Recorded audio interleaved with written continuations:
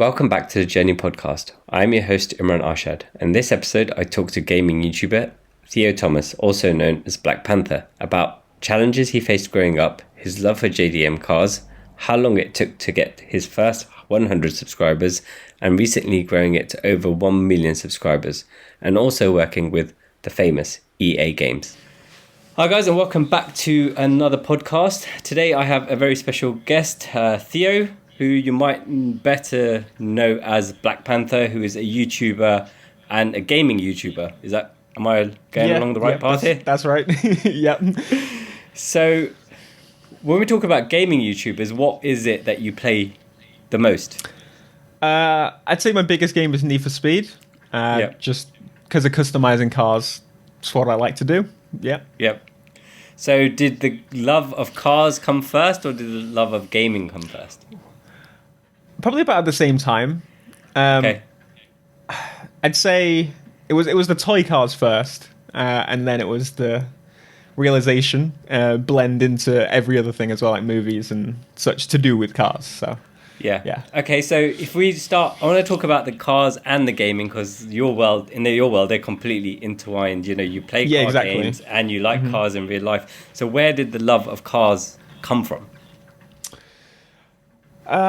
So I think from memory, it's pretty much just that my dad has always been into cars, and I just found myself obsessed with them pretty early. Like I think an uncle of mine actually showed me a few like car movies, including some of the original Fast and Furiouses, and at that point I was just kind of obsessed. So.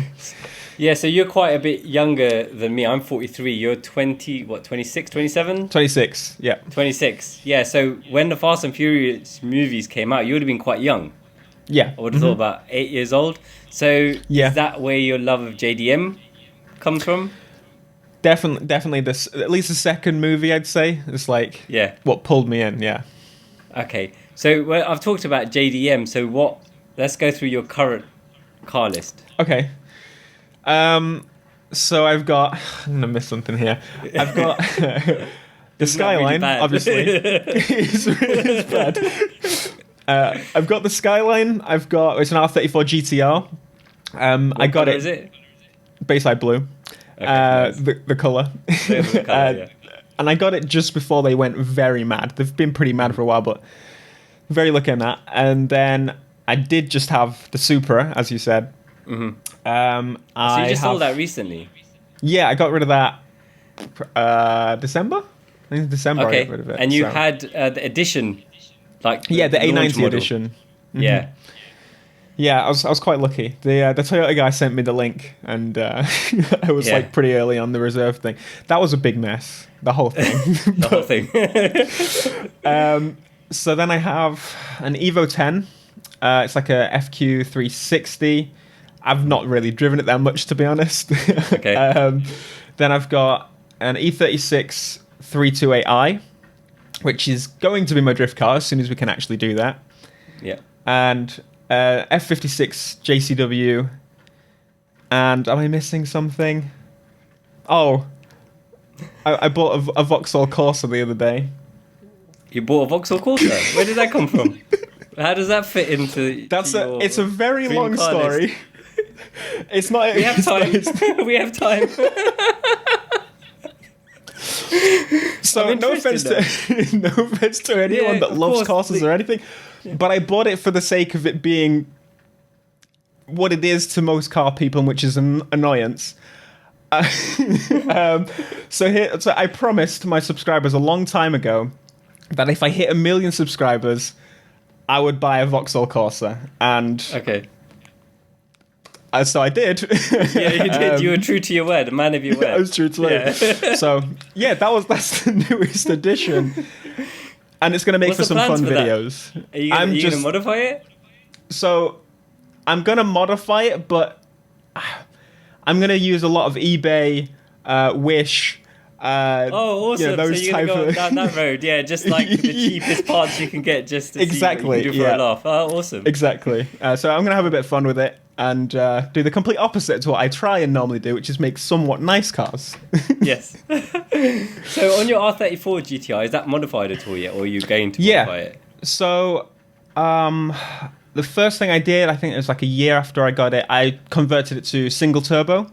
The guy kept it quite nice, and he was like, I'm keeping it stock, and I was like, probably not going to do that myself. I felt kind of bad, but... So you bought like a pristine, like a completely stock model that normal people would like keep standard, but people like me and you, we're not normal, right? So, so put a bigger single turbo on it, and ECU,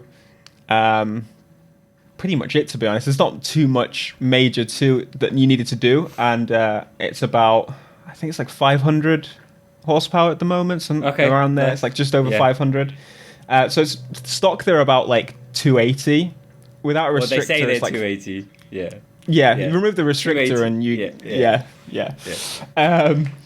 But yeah, it's running at that, and the place I go to is actually, they run it quite low. I could get more from it, sort of thing.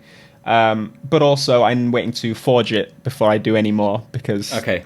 You don't want to break it. No, I don't want to break it. Forge it before you break it. Yes.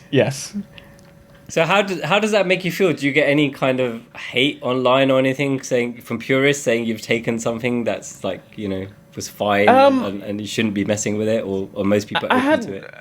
I'd say most people are open to it, because it's one of those cars that's like screams to be. Modified. I'd say there are a few that like, it was nice, should have kept it the way it was, but I mean, there's not many of them around anymore, and it's your car. I want to make use of it. Yeah. So, but the majority love it. The majority love it. Cool. And what was that like when you bought that? Because obviously that must have been a dream car. You probably at some points in your life never thought you'd have one. No, absolutely. Yeah. So I came from very little, and it's always been like a dream car. Again, Too Fast, Too Furious was the first place that I properly saw it, and like Gran Turismo, and it was weird, because obviously I'm excited, and like the build up to buying, I say, is the biggest amount of excitement I've probably ever had.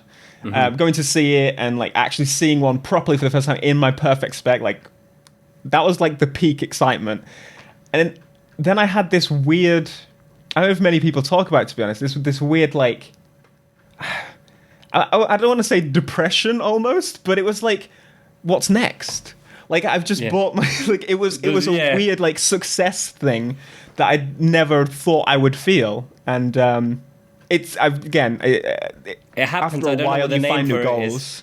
Yeah, but it happens. It happens to people. Like you set yourself a goal that you think at the time is so big, and then when you achieve it, you're like, what do I do now? It's kind of, have I complete? Yeah, it's like completing a game. Have you complete the game now? Is there more? Is there another level? What can you do? Yeah, it was weird, but again, I've been enjoying it, and the bits I've done to it definitely just keep the excitement. And cool. So with the R34 GTR, I'd never driven one up until 2 years ago when we were in Japan, and we hired a Hako, and we hired a R34 GTR, and we drove them basically where Initial D was driving the cars. Awesome. In Hakone. And I up until that point, I didn't know what the fuss was about, but the way that car, it puts power down and it shifts, and the way you can go around corners, honestly, even the car's at that stage 20 years old, and I was in awe of what it was doing. Honestly, I got out of the car and thought, that's amazing. So the only experience I had previously was, again, in games, and then I got to do like one of those track days where you get to try a bunch of different cars, and I specifically wanted to spend most of my time in the Skyline, but that was actually a GTT. I thought it was a GTR. They advertised it as a GTR. Oh, okay. It was a GTT. But it still had the rear wheel steer, so that definitely, like, again, 20-year-old car has rear wheel steer, which is just crazy. Yeah. It definitely made it almost feel like, if someone told me it was a GTR with all-wheel drive, I would have believed them, sort of thing. But yeah, the way it drove, and then jumping into the actual machine itself, is like, it's you think like this is probably, I say, the fastest car I've driven. I've been in a few faster cars, like I've driven an R8 V10 and like things like that. But to own it is, and the way it grips the road, it's just, yeah. I have the most fun jumping into that car and just driving it. It almost just digs into the tarmac and just it claws its way into it. Yeah. It does. No, it's you have to be careful sometimes, but it's because I've got 'cause you don't know where the like limits are. It's so good. Yeah, it's so good with the grip, and that kind of neatly brings us onto the Evo 10, because that's very similar in the way that it's so capable. You don't know where the limits are, and it can be a bit dangerous. So with the Evo 10, is that, again, I'm assuming you've modified that in some way? So actually, I have not done anything to it yet. Oh wow, stock. Mostly. I think when I got it, the guy had, one of the previous owners had blocked off the blow-off valve, which, I mean, I get why, but it made me quite nervous, and it was over boosting a lot and throwing up error codes, and I was just like, don't want to mess with it. So I put a new blow-off valve on it, aftermarket one, and I'm still adjusting it. I'm still trying to fine-tune not to let too much of the boost out. But my idea with that car, it's a bit of a weird one, because I know a lot of people don't like the Evo 10 specifically. They like the older ones. Mm-hmm. I've always just liked the Evo 10 for some reason, and I definitely want to give it more power. I think for that car, maybe like 500-600 horsepower is probably like comfortable for that. Yeah. And the good thing is, it's like a nice all-wheel drive 4-door car that I can daily drive, and I want to do like bags and just make it very dailyable sort of thing. Sure. Okay. So not so much for the performance, but just to be able to use it on a daily basis, be comfortable. Yeah. And I want to do like the R34 can be your special. Exactly, like the weekend car. Yeah. Cool. So you also mentioned the E36 328. Is that sport or is it a normal one? Because I used to have a 328 sport for ages, and it's one of the most underrated cars that I've ever owned.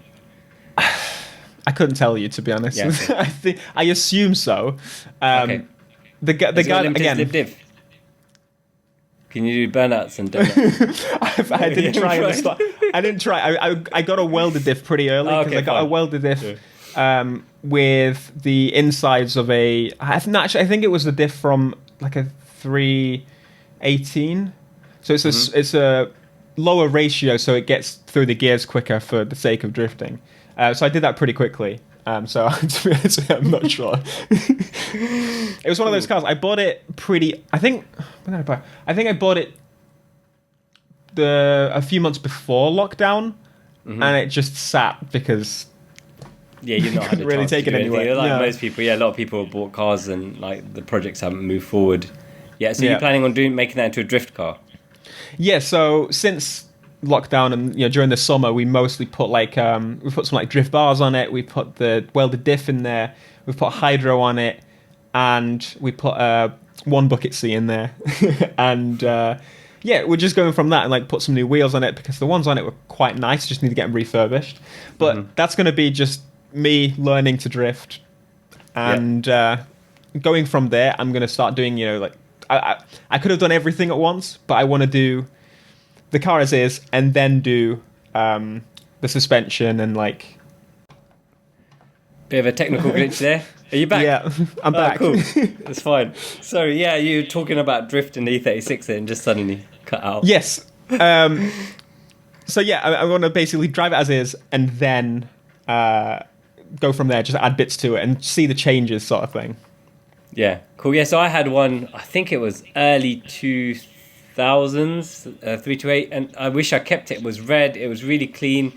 And the only reason I sold it was because I think I went to do an MOT one year, and I realised I drove it 150 miles, and I was like, it's a bit of a waste. But I wish I'd kept it because they're so clean, and now they've jumped up in value just like they did everything else. I seem to be doing that. Like with the Skyline and that car, the BMW, I bought them as they seem to be pretty stable, or like. In the BMW, I think it actually the guy lost money. He bought it for the sake of making money, and just kept it nice. And as soon as I buy them, they go up in value. I think. So basically, everyone who's watching or listening to this, just watch what Theo buys and buy what Theo buys. Buy a Corsa. Buy a Corsa, because they're just about to go up in value. Forget cryptocurrency. Corsa is the one. Amazing. Yep. So what's next for you, car-wise, you reckon? What's your you got the R34, which was your goal. What's the next level up? So I have a car that's just actually landed at my dealership, and that's going to be next week. What it is, or is it a reveal? No, that's a secret. It's a secret. Yeah. You got to get those views in. Yeah. But no, it's something like I wouldn't say it's weird. It's most of my dream cars, like my dream list, I built up, as a child, as a kid, and nothing really joined into that list since then. But playing games and driving a bunch of cars recently for myself personally, I found myself liking cars that I wouldn't have expected to like, sort of thing. And it's just become it became one of those brands that I was just like, yeah, I've got to stick around and see what they go up to. And have something. So how do you feel about, obviously you're into petrol cars and internal combustion engines. What do you feel about electric cars? Do you have any thoughts on those? Do you think you'll switch over? Do you feel sad that they're coming in?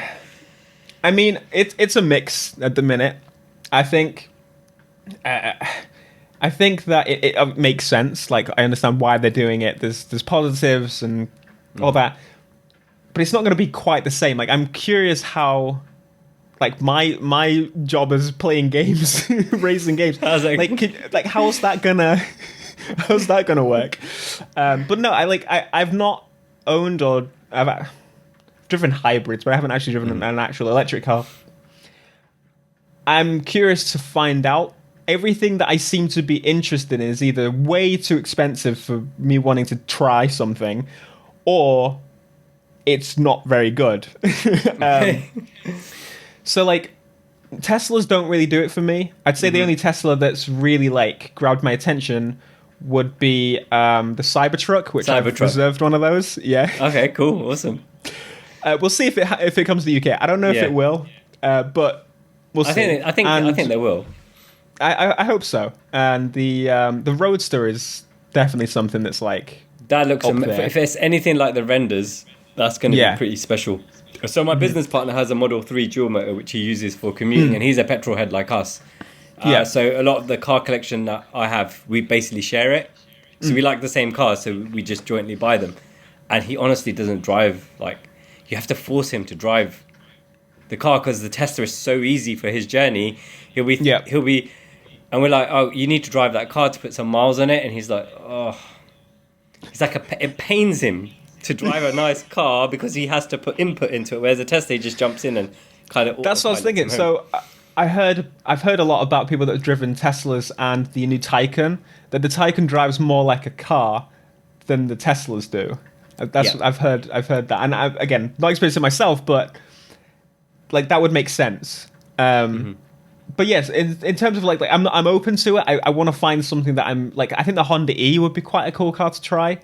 They're very cool looking cars. They're very retro. I can see you in one of those, to be fair. Yeah, I think I was interested in possibly getting an electric Mini.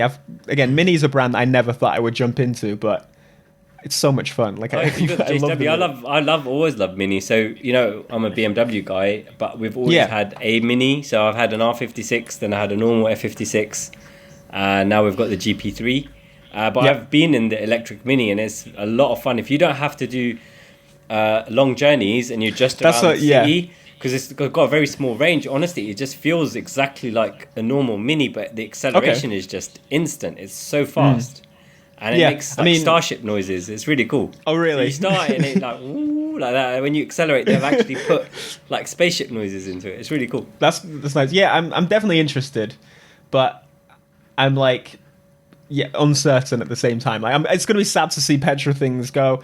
I know we're going to be able to have like hybrids, but it's going to be like eco-purposed hybrids only, sort of thing. And We'll see. Let's see if Nissan gets the GTR out quick enough.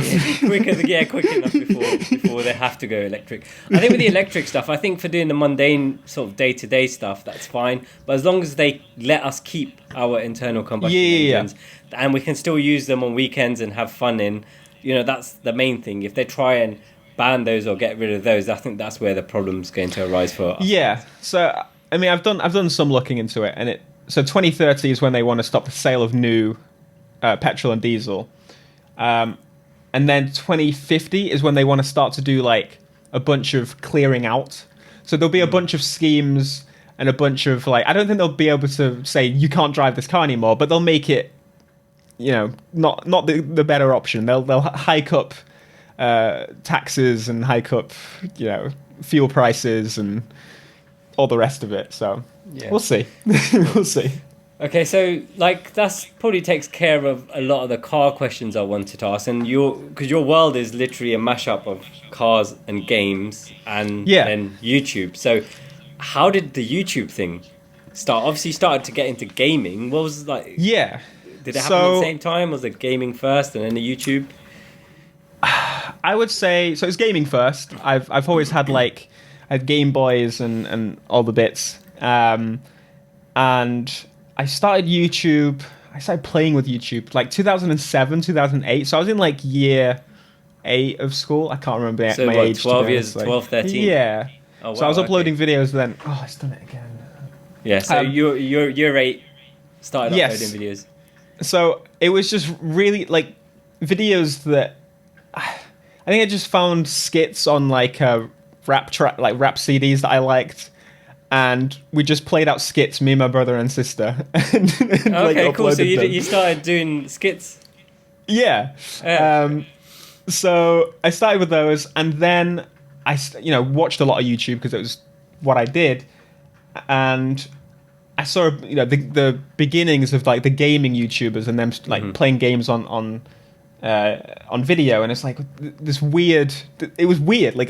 Mostly watched a bunch of guide videos on how to do certain things in games, but it brings you to let's plays of games that you'd never heard of before. So I really wanted to do that as soon as I saw it.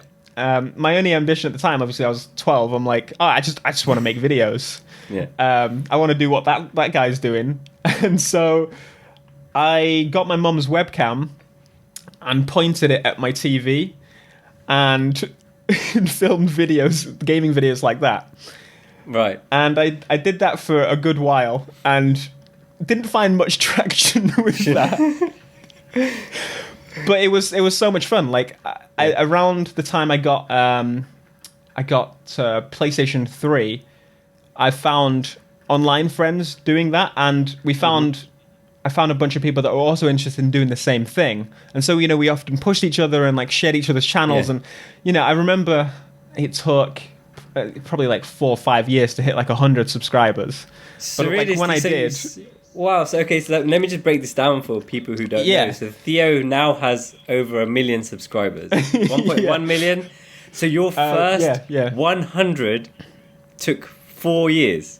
Yeah, which is what people don't understand. They see you now with over 1 million subs, which is absolutely a massive achievement. But that first 100 took 4 years, and I think a lot of people would have given up. A lot if they wanted to try and do that. They would have given up a long time ago and just got subdued. So my son's 11, so he's just started to. So he plays drifting games and stuff. He follows you. Yep. And he started his... I said, you might as well just start something and do it. So within, I think, 4 months, he's got 78 subs. Nice. And I'm and I keep saying to him, look, you're absolutely doing a really good job. Just keep pushing. 100%. Because I think... Because everyone sees 1 million, they're like, oh, God, I'm only on 50, I'm only on 60. Yep. But that's amazing. When we started, people with 10,000 subscribers were massive. They were huge. And... seeing people break 1 million, it was what? This is insane. And now there's people on 100 million. PewDiePie's on 100 million. There's multiple channels on 100 million. He's what? What has this become? But yeah, that first 100 is the hardest, and it gets easier from there. Of course, it's never easy. YouTube will eat you up. It will eat you up. You have to feed the beast. You do. Otherwise, you it'll really eat do. somewhere else. So that's somebody else. I stole that from somebody else who's going to be watching this, thinking you just stole my line. But It's true though. It's true. But keep at it, and it's like just put the time in, and it will reward you. It's just like anything else. So where did you go from like 100 to 1,000? Because at 1,000 you can start making revenue from it. So right. How long so did that take roughly? to be honest with you, it's difficult to say because around that time, I was going between making new channels all the time. Like, I'm going to do a fresh start. Okay. Yeah. So I've probably had about 8 YouTube channels. Oh wow, okay. So it's like having 8 businesses, isn't it? Like somebody like having multiple businesses and then trying to find which one works. Yeah. Yeah, and trying a bunch of things at the same time, like playing different games, playing specific games on one certain channel, trying like doing something and seeing it works and being like, I don't want to only just do that. So splitting it off to its own channel. Like I did the whole thing. I played Minecraft. I played Little Big Planet was a big one for me. And obviously like all the Need for Speed games when those come out. And Need for Speed was one that stuck to me in that it did well. And because it did well, I thought, all right, well, let me do a little bit more of this because I love cars as is. So let's see how it goes. And it didn't take me, I can't remember how long it took me to get 1,000 subscribers, but this was a brand new channel, this one I'm on currently. And it was the quickest to 100 subscribers that I've made because I'd figured out, I bought capture cards, I bought like not good, but like webcams to be able to film my face while on recording the games and like decent microphone. And I bought all these things when I started getting pennies through from YouTube, like saving them up and reinvesting. Awesome. Yeah. And I remember, I think my 1,000 subscriber video may still be on my channel, but me and my friends were kind of working on the channel together at that time. And we did live streams at the time, and we all put nice shirts on, and we did like a nice stream saying thank you to everybody. Oh wow! Okay. Which is quite a fun memory. But yeah, those friends that I said earlier on that we met online and playing games and push each other. Those are the same friends that I speak to mostly today still, and make videos with them and stuff. So cool. Yeah. It's pretty cool. It's pretty cool. You don't forget the day ones, right? No, definitely not. Okay, so it's Need for Speed right from the beginning. So did you ever take us back to Theo at that age? Did you ever think you could make a career or money out of doing that? No, definitely not. I remember the first bit of money I got was like AdSense, and it was probably like, they don't pay out until it's like £50 or something. Yeah. And I remember seeing the trickling in of like a few quid a month, and I was like, I'm making money. But no, I was doing the whole thing. I was going through college when I started to make some money, enough to like actually get the money out each month. And that was actually my Little Big Planet channel at the time. I made like tutorials on how to build stuff in Little Big Planet. And so at the time I started making money, I actually signed on for benefits when I started making a little bit of money. It wasn't enough to live. Oh yeah. Because I was looking for work. That's ultimately what I was for. I was looking for something because I was in Grimsby. That's where I was most of my life, and there's nothing there, sort of thing. Yes. It's pretty much factory work and stuff, which again, like, I was willing to take, but I didn't know how to get my foot in the door. And a lot of them are like, if you know somebody, you can get in, but it's difficult to get in. But, yeah, so I was at that stage, and that's when I was working in a furniture store, I think, and it hit me that I was making more money on YouTube than I was for working full time in this furniture store, and I was like, why am I doing this? Something doesn't add up. It's like I get home at 6 o'clock, and I'm like, right, make my videos, and I was doing that every day, and it was just constant grind. But so were you putting daily content out at that point? Daily content, yeah. Daily content. Working every day except the weekends, and still doing weekends on my channel. So that was wow, that's harsh. It was a grind. Yeah, it always is. I don't think people realize it. I mean, what's your content output at the moment? Is it still one a day? It's every day. A couple of weeks? One a day. You do every day, and how long are the videos normally? So my videos tend to be. They end up being around like 10 to 15 minutes usually. But to film those videos, it depends. It's like, some videos are easier to film and quicker to film than others. My favorite ones are usually when I do videos with my friend and we basically have two screens. I get him to film his side and send it to me. And I switch between it and we do like Top Gear style challenges sort of thing. And those usually end up, being an hour to record. And then I trim it down like to about 10, 15 minutes to cut all the rubbish out. And get the best bits. Yeah, exactly. So it's I don't want to even say it takes like all day to make one video because that's not true. But in terms of like, I work every day. Like I don't take weekends. Like, but the other thing, like we were talking about, if you don't feed the beast, they'll eat somewhere else. It's like for you guys, you're creating that content, but if you don't create it, YouTube does penalize you, doesn't it? And that's what it feels like to us. We make 2 videos a week, or that's what we try to do. And if we miss, like, if someone's gone on holiday and we miss 2 weeks, we find that when we come back and put a video out, it doesn't do as well as it was doing before. So do you feel that constant pressure to make a daily video? Yeah, constant pressure. Again, I think there are ways that you can, of course at this point, I'm getting my wife to edit some of my videos. I'm trying to like make it so that I'm offloading a little bit at the very least. Yes. Yeah.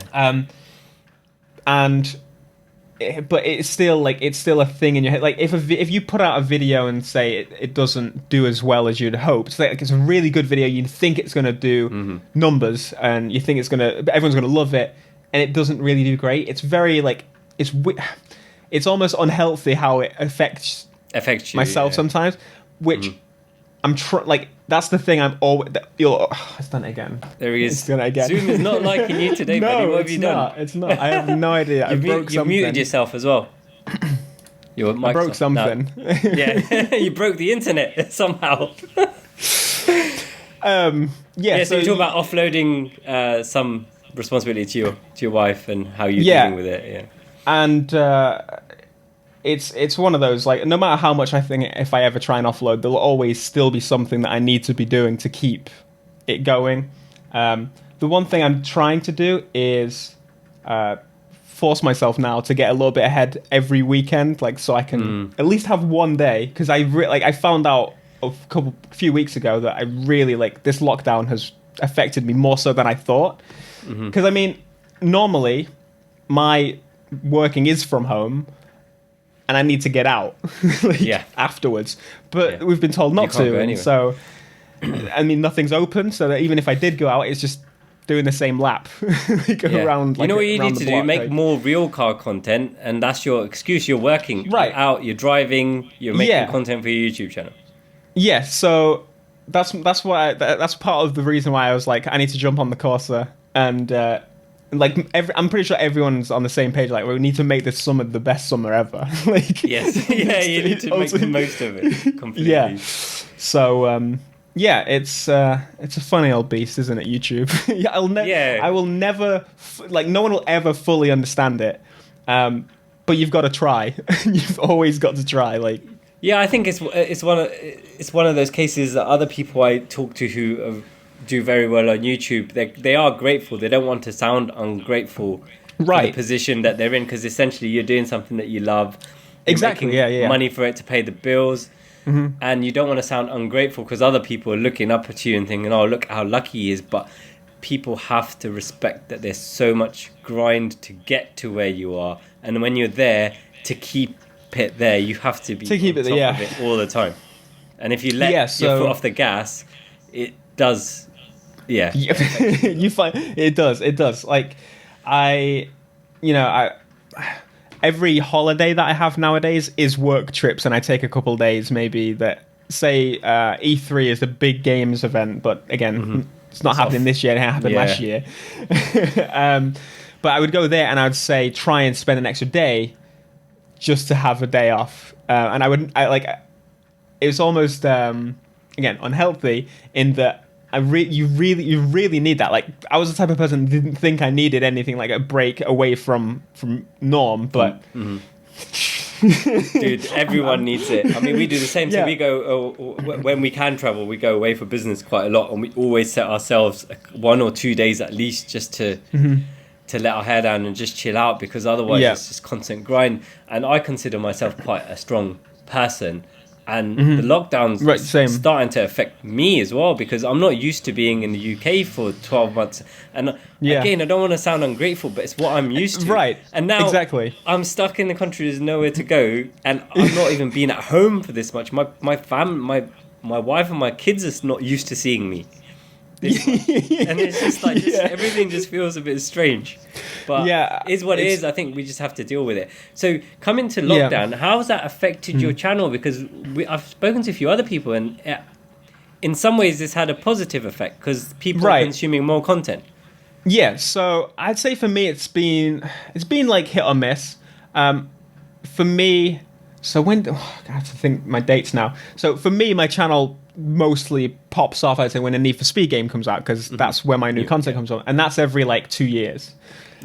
So the last game was just before we went into a lockdown, so around that time, the November, December, January was like the best months I've ever had on the platform, like raking in everything. January was pretty good.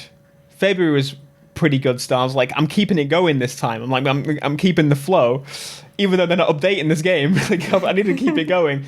And then March hits, and I'm still doing well views wise, but the ad revenue goes like it just dies. Normally that's in January, but because I kept the flow going, it was pretty decent. But March hit, and advertisers stopped like giving out as like competing for best ad rates. And it wasn't great, but I was like surprised how long I could keep a very large audience interested in a game that wasn't getting any updates. So I was very grateful for that, and I was very like I was having a lot of fun at the beginning of lockdown, just because I think a lot of people then found the channel because of the lockdown.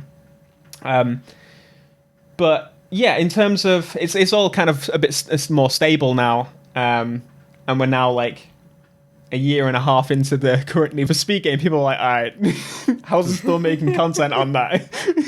And there we go, Corsa. So I'm actually looking forward to this Corsa now. I'm curious as to what you're going to do with it. I'm going to have a lot of fun with it. We talked about the Need for Speed, and obviously that's the EA games, right? So are you involved in them somehow? Have they taken notice of what you're doing?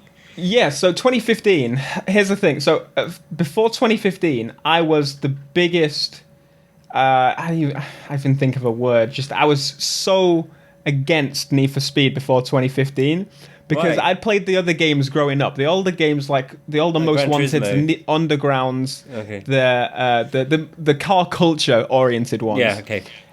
And then they got the Burnout developers in, and they started making very like no customization, all supercars, drift like everywhere, no like grip driving whatsoever, nothing but supercars. And I was just like, that's not what I want. And so I was a very angry child. I made some stupid content that like I would not. It was just me ranting about how the game's not as good as it used to be. Right. Yeah. Very passionate kid about this game. And 2015, they were like, right, we're going to take a 2-year break, and we're going to redo it from the ground up. We're going to start again and make it more what people want. And so I got an email in 2015, and the headline was, we want to invite you to the studio to get your thoughts on it. Your invite is controversial around the studio. Oh, because you're being so vocal about it. Okay, But so they invited me out to have a look at the game early and give my opinions, like thoughts on it. And they invited about like Car Throttle and a bunch of like big kind of car things around then, like magazines. And they said like, what do you think? Like, we're going for a car culture theme.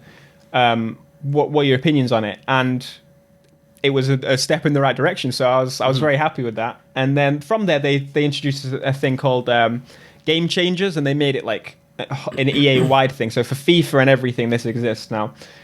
And basically, you just go and you give feedback in a very early stage of the game. But we've not seen anything in the new game currently, which is a bit of a shame, obviously.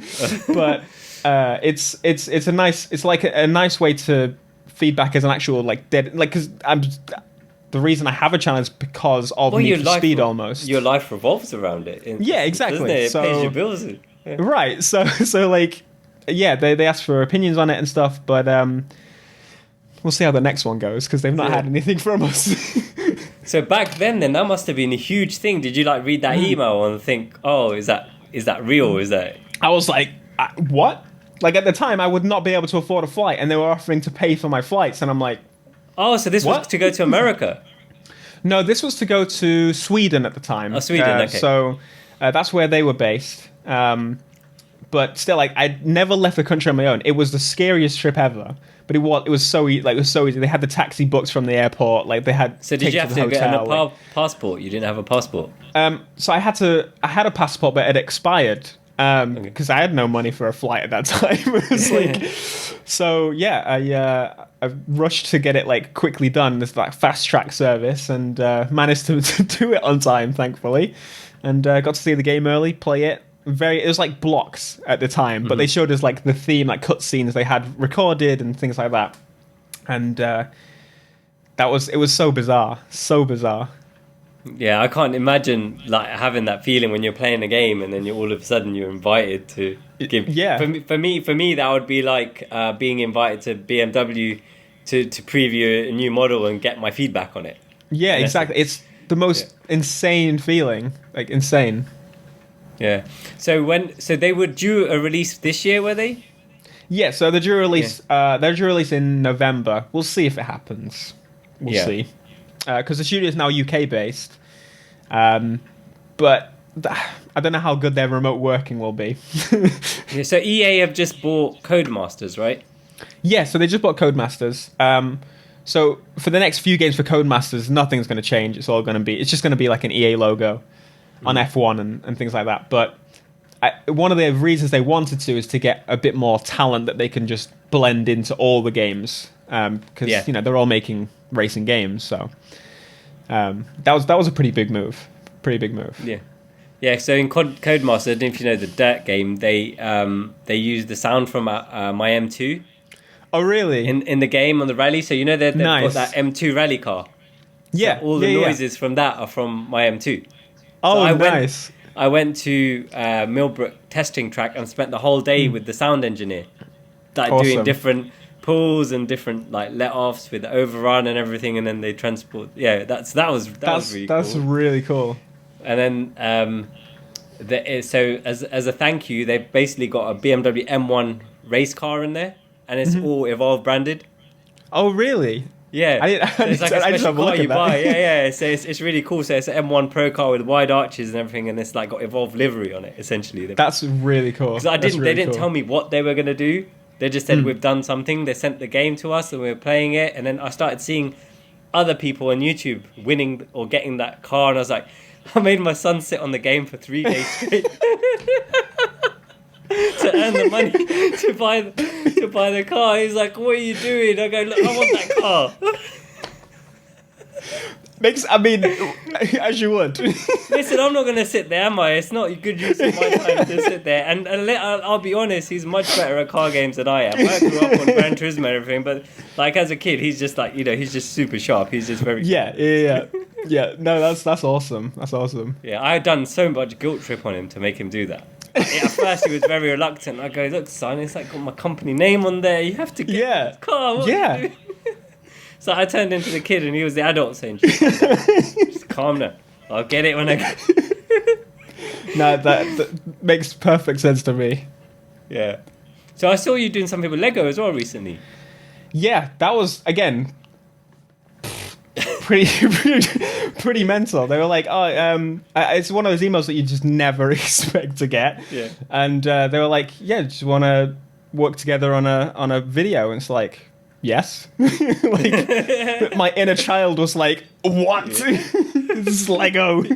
And but like organized a bunch of calls, and they had some crazy ideas. They were like really wanting to.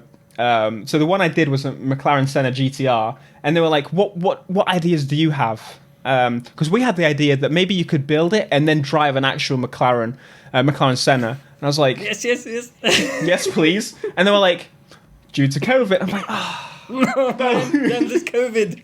yeah. But no, that was.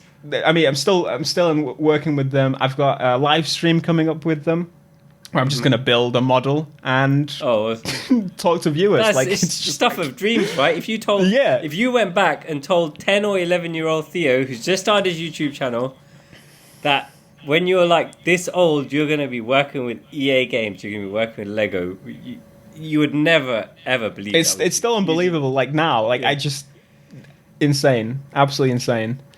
Yeah, that's amazing that the YouTube has that power though. To put you out there for people to take notice of you, and you can do things that you're very passionate about. There's been a very interesting shift, like in the past maybe year and a half, when I was like, so there's not too many racing channels. Since I started, there's a whole bunch more, and now we're like, even in different categories. For example, like there's F1 dedicated channels and Forza channels and a bunch of others. And when it came to like marketing games and stuff to on YouTube, a lot of them would go, "There's a guy with 3 million subscribers. He pulls this many views. Let's advertise on him." And it's like a beauty channel. And it's like that just doesn't. The audience doesn't correlate. So they would just look at the numbers. Right. But in the last year and a half, they've realised, oh, actually, there's people that specify in this type of thing. Maybe we should go after that audience because it makes a lot of sense. Yeah. So that's been a big shift in the past like year and a half, as I say, because we got quite frustrated at a lot of brands that would be giving cars or whatever to channels that had nothing to do with it.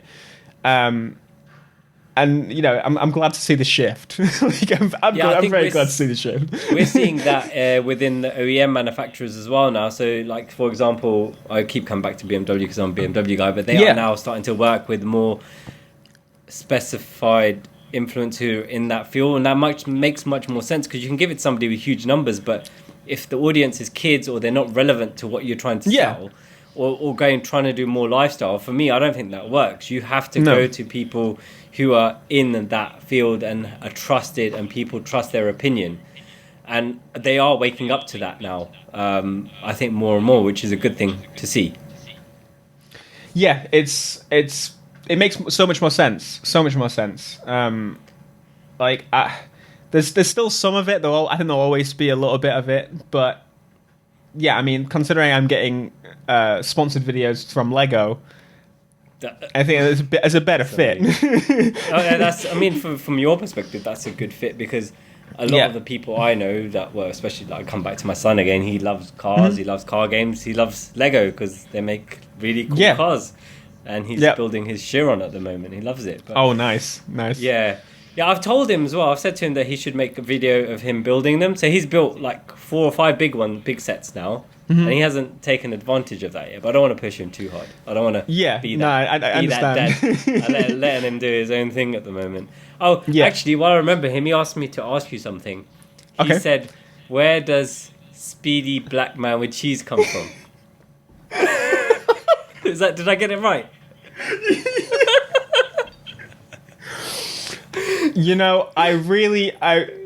I really don't know. These are just things that form when you make content like I do.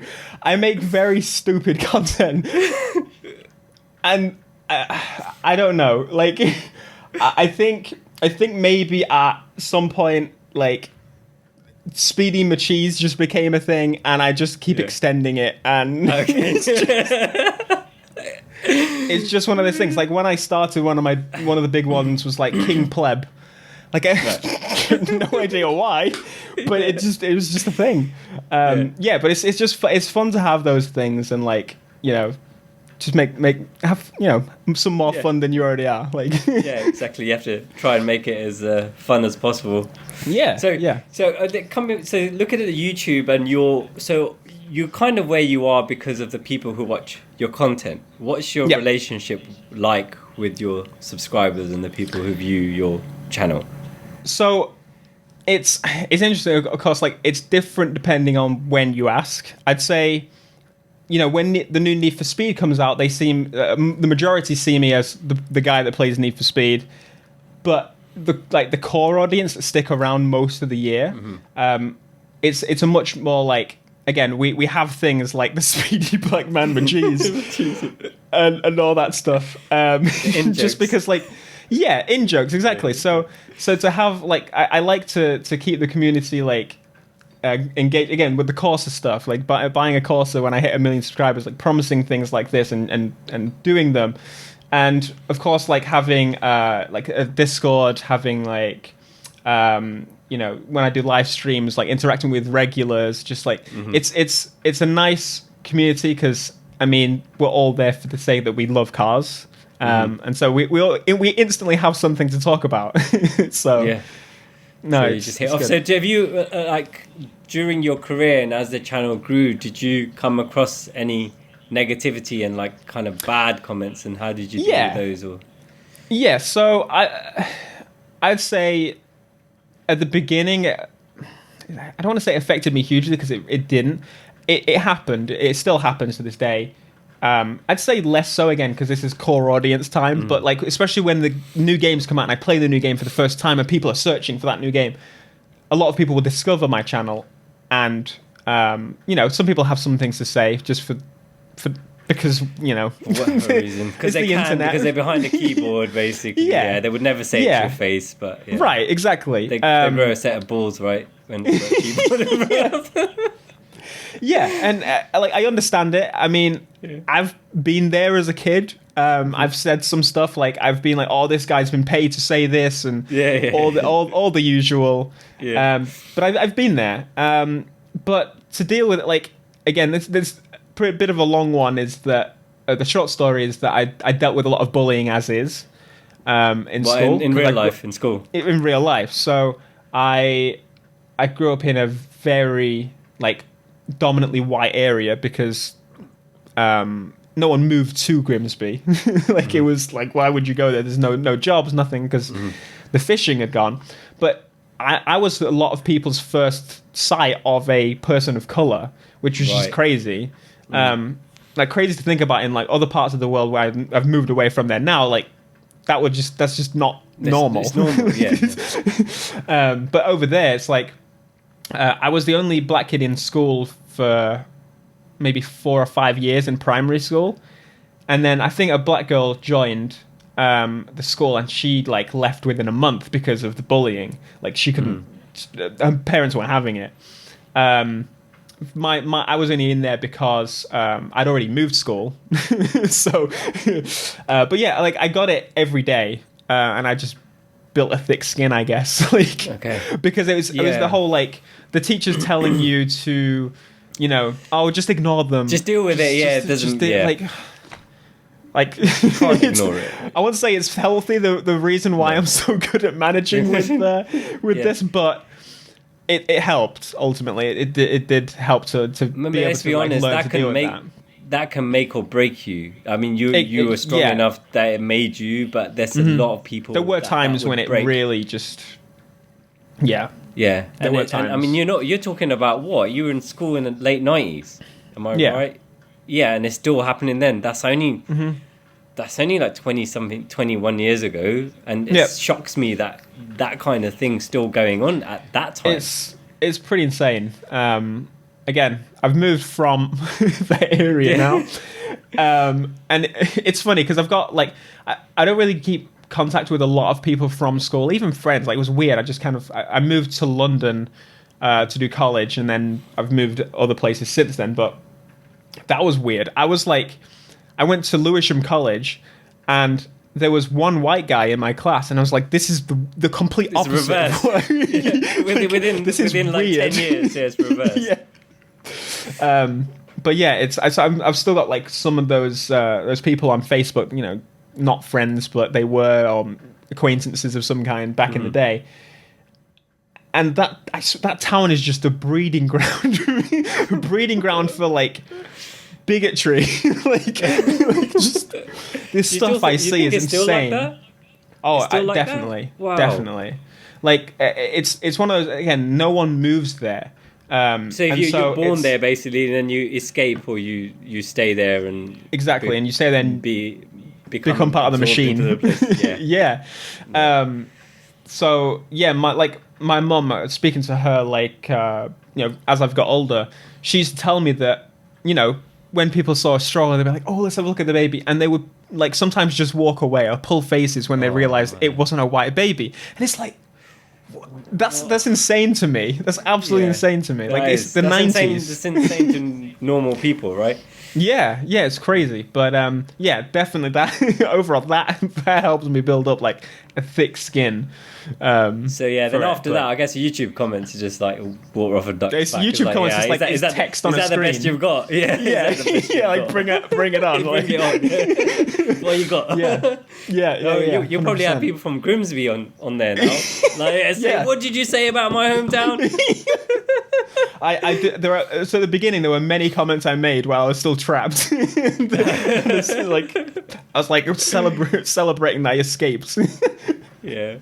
So where do you see the future of YouTube for you? Do you think is something that you're going to be doing forever, or do you think you're going to try and branch out into something else? So what's your plan? I mean, something that it's something that I really love and I really enjoy. It's always going to be something that I'm going to do. I think even if it fizzled out and became nothing, I would be completely happy that I've been able to do it, and make a very comfortable living through it, and buy these cars that I never would have. Like I only learned to drive at 21 because I couldn't afford to do lessons. I couldn't afford a car.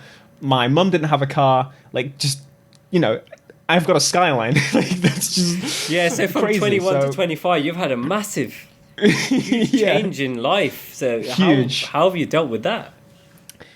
It's, to be honest, your mum keep you grounded?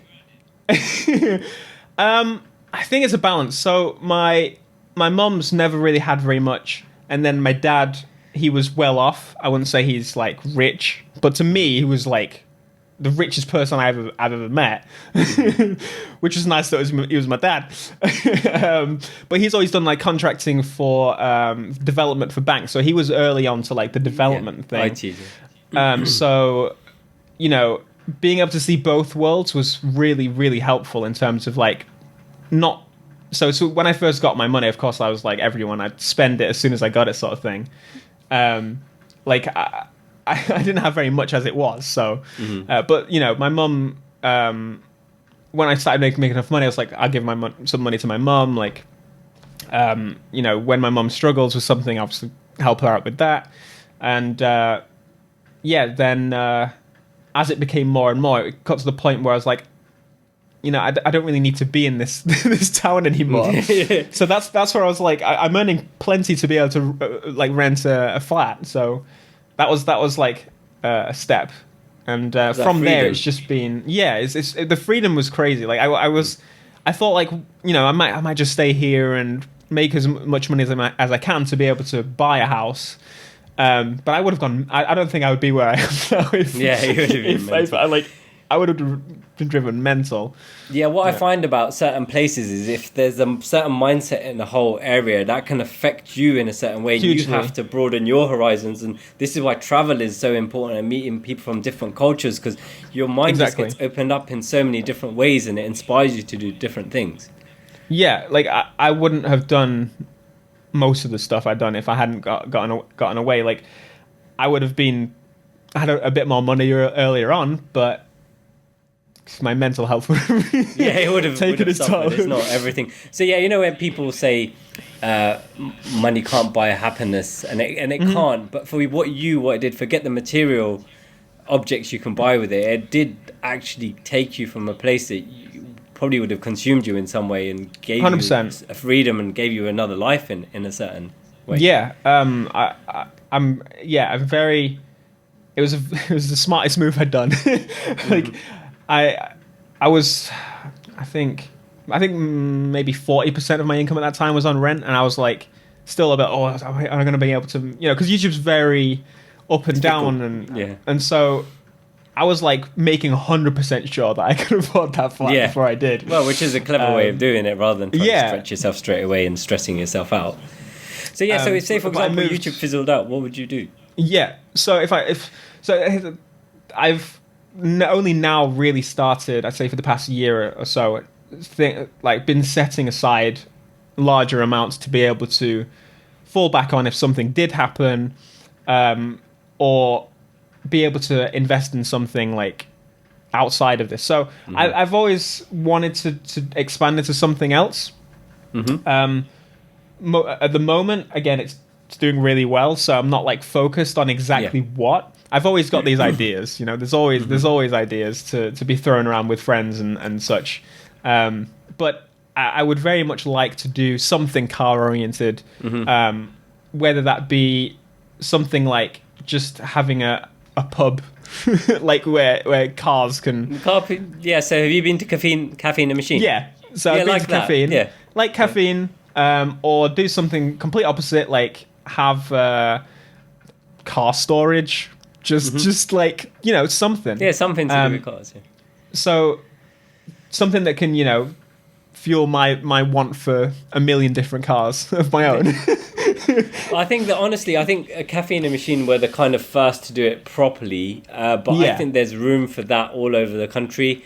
Especially now lockdown's over, no one's been able to drive their cars, lots of people got nice cars. It's just really nice to have a destination to go to, because what use is a nice car if it's going to sit in your garage and you're just going to look at it and just cruise around your local town? It's no use, like, to wake up on Sunday morning and say, oh, let's try Theo's place, we're going to go over there, take our cars there, see some other cool cars, have some food, chill out.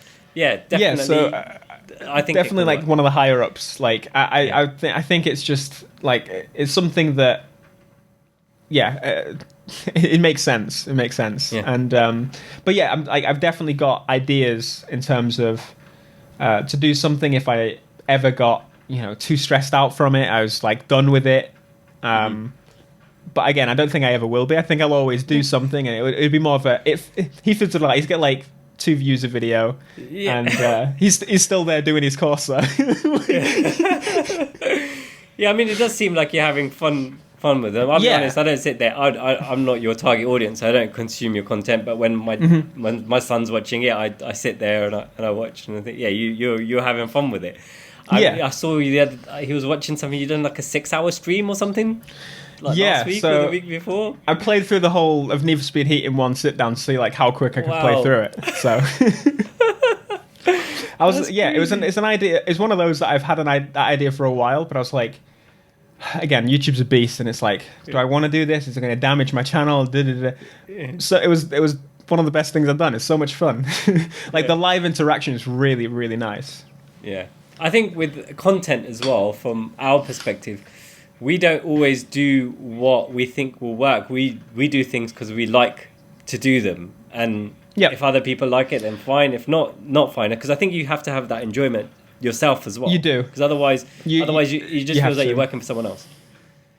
Yeah, I think that's something that I've figured out. So when it came to sponsorships or any company sending me codes for games or anything like that early on, I was like, yes. Like, I want all of this. And there was some where it was just like, what? This is nothing to do with, I don't know. We want to send you a lamp. Like, can you place it in your video? Why? But I was taking everything, and it got to a point where I was like, I've got to set my rates. I've got to set this and that and the other. I've got to be ready to say no to things. And ultimately just make stuff that I enjoy. That's why I'm still playing Need for Speed. If I wanted to, pull nothing but views, then I'd be playing Fortnite or something like that. Yeah. But Need for Speed is what I play a lot myself, and GTA and things like that. So I make videos on those. Yeah. Do what you enjoy. From my perspective, it's really nice to hear that you are actually thinking about the future. Yeah. Because a lot of people don't, and when they're successful at one thing, they think that one thing can last forever. And you need to think about and YouTube is fickle. It's really fickle. We're fortunate because we're actually the opposite way around. So we've got business, and we just started to do YouTube to make content for marketing. But people who are just doing it for content basis, you have to use the success you've had to make a bricks and mortar. It doesn't have to be bricks and mortar, but a business in the real world I know what you mean. as well. Yeah, exactly. And then Yeah. use your platform to market that. So if Exactly. YouTube ever went down, at least you've still got that Yeah. to generate you income. And you're not Right, having to exactly, make yeah. content every day. Yeah, I'll be able to retire one day. Yeah, one day, yeah. You see Theo, like, he'll have like white hair and like, big glasses. I can't see the screen. I'm gonna struggle. Been looking at screens all of my life, like. Yeah. Oh dear.